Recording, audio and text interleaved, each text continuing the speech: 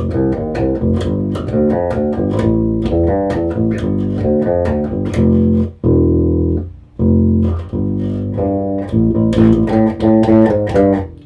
it going? Dave Matthews. Oh, man, I am excited about this. I love Dave Matthews. I love their stuff. Great bass lines.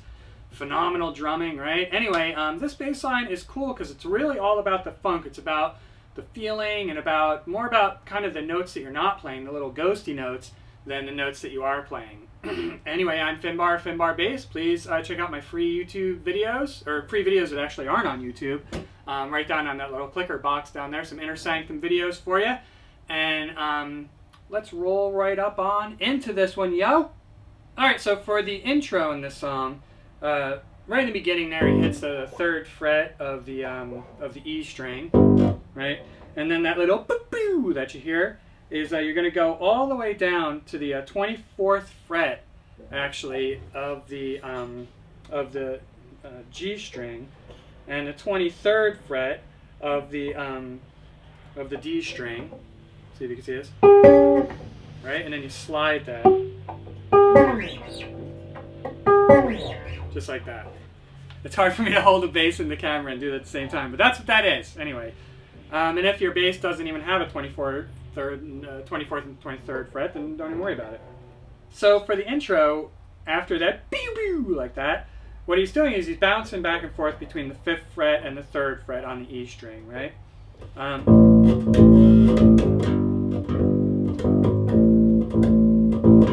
he's using the 4th fret as a little transition note in there. So it's basically you start on the 5th, 1 hit, then 2, then 5, 4, 3, right? Then 2 hits on the 3, then 3, 4, 5.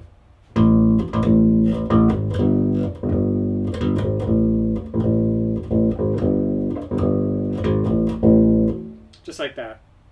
Now when he goes into the verses, it's really interesting. Like I said, it's kind of about the feel of this song. When he's on the 3rd fret, it's kind of more of a staccato feel what he's hitting. And of course you could do this, you could do what I just showed you in the intro throughout the whole song. But I like it how he does it on the studio version.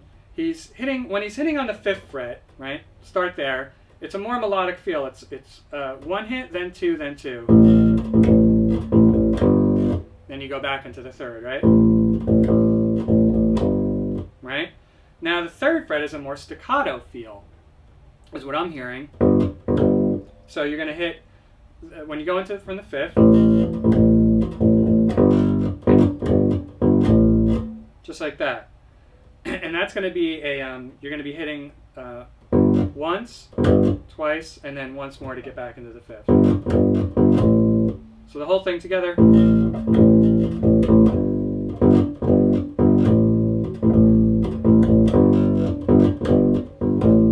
When you play it like that, it just sounds so awesome with the drumming. So if you can get Carter Beauford to come and drum and jam with you, then you'll see it sounds freaking great. Ha! Anyway, then it goes into sort of a pre-chorus, which is so cool. What's happening here is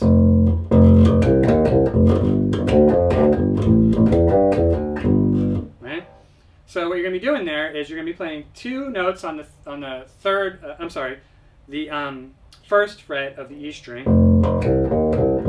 right? And what that is you got 2 hits on the E string, 1 hit on the 3rd fret of the A, 1 hit on the 1st fret of the D, then you go back to the 3rd fret of the A, and then 1 hit on the E again.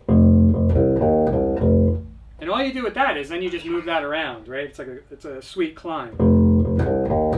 1st fret, then 3rd, then 5th, then back to 3rd. Then you're going to hit the 1st fret of the E string, followed by the open, followed by the 1st, and then the 3rd. Right? Sound familiar? So that whole thing is going to be all like this.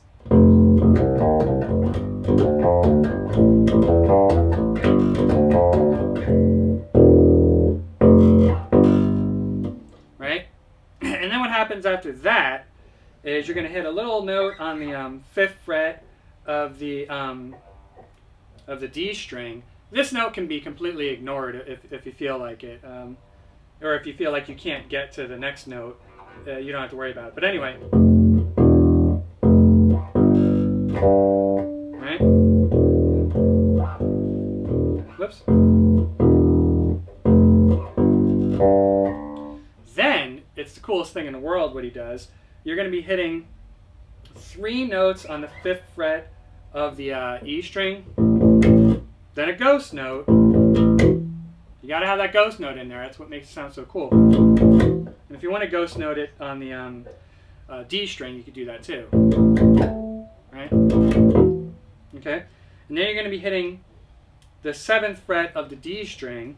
And how you're going to do that is you're going to hit 1, then 2, and then you're going to hit 7, 6, 5. So it's going to sound like this. Right? You hear that ghost note? Do it slow.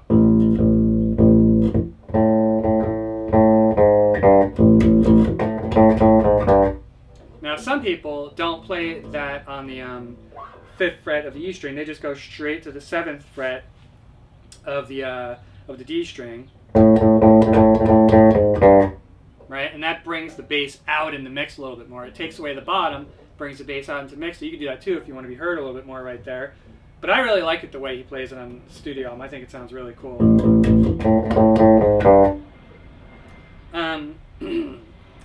And then he slides up and down on the 13th fret. Right? Easy. So the chorus of this song is just totally rad. What you're doing is you're going to hit 2 hits on the 5th fret of the E string. Then you're going to hit the 7th fret of the D string.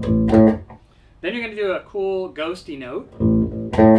Right? Remember I told you it's all about the rhythm and ghost notes? Then you're going to hit the 5th fret once, then twice, then again, and then the 7th fret. So it's I'll do it slow.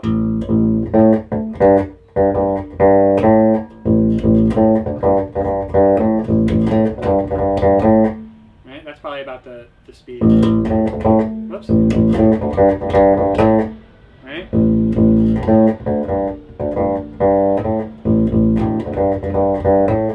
Okay. Then you're going to do kind of that same rhythm. You're going to bring it down to the 3rd fret of the E string for 2.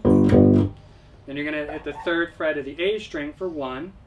Ghost note. Right.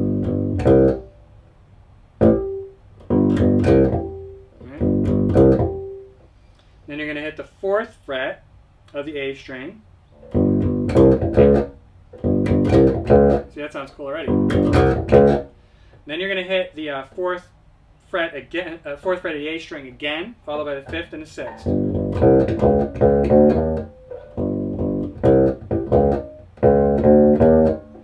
And I think I often put another ghost note in there.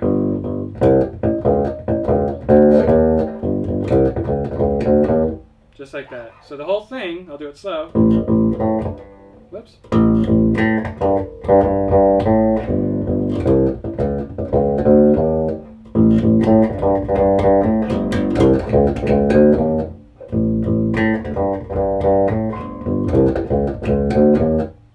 Right? And it repeats that. So at the end of that, when you're on the 5th fret, right, how you're going to play that is you're going to be riding on the 5th fret of the D string. This is the rhythm. Right? Don't forget that ghost note. And you stay on there. That's the one measure. Then the next measure, you stay on there, and you do some 16th notes, so they're pretty fast. You do 6 of them. Right? Then another ghost note. And then you're going to hit 2 more notes.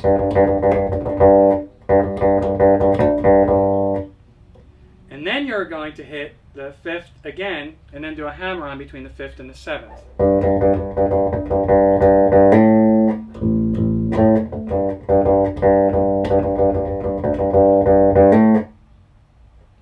So that's in that part of the song where it sounds like he's hanging on the 5th, and it sounds rad. 5th fret of the D string, that is. Now when he sings "Mom, It's My Birthday," that's actually 5, 5, 5, and then 3 on the E string. Oop, I just overloaded the my recording system. Right? Mom, it's my birthday. Right? So after he says, Mom, it's my birthday, he does this other awesome part where you do 2 hits on the 5th fret of the E string, right? Then quickly, you're going to hit the 7th fret of the D, 5th fret, and then 5th fret. Right? Okay? And then 2 hits on the 5th fret. Then you're going to hit the 7th, 5th, 3rd of the A string, followed by the 3rd fret of the E string. I'll do it slow.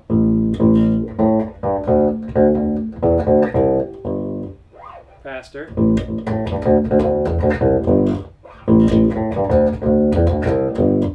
So right before the sax part, he does a sweet slide, right? You're going to slide up to the 7th and then down.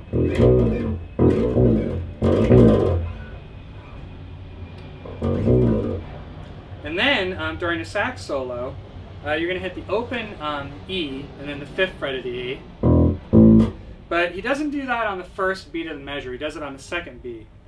So if you're counting, the E is going to be on the 2. So it's going to be bam, bam, bam, dun, dun, dun, just like that. And then after the 5th fret of the E, you're going to do another 5th fret, dun, right? And then the 3rd fret of the A string, 2nd fret of the A string. So it's all, okay?